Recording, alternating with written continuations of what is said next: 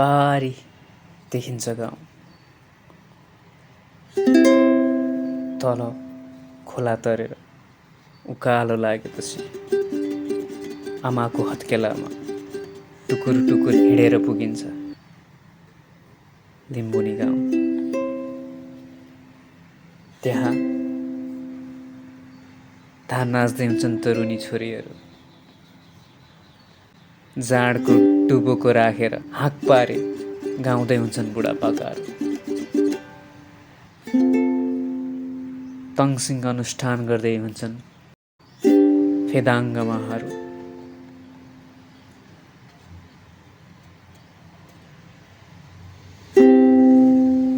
कुपीको उज्यालोमा देखिन्छ आफ्नै सभ्यता।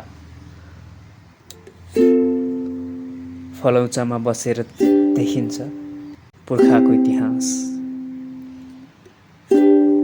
बाँसको टुप्पो हल्ल्याउँदै हल्ल्याउँदै देखिन्छ आमाको माया।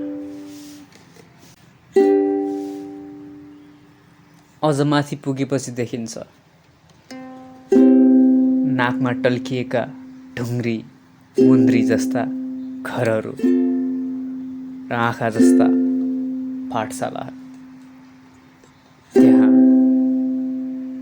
खोस्रेर हेऱ्यो भने देखिन्छ हरेक बिहानीले छोडेका बालापनहरू, त्यहीका जुन तारालाई जिम्मा दिएर हिँडेको सौन्दर्य र 90 सालको आपत पनि।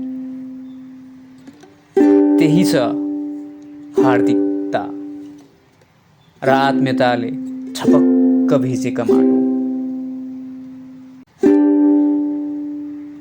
गाउँ पुगेर ढोका ढकढक्याउनुहोस्। हिजो आज त्यहाँ चुला छेउछाउमा बसेर लिम्बू दाजुभाइहरू चुम्लिङ बसिरहेका हुन्छन्।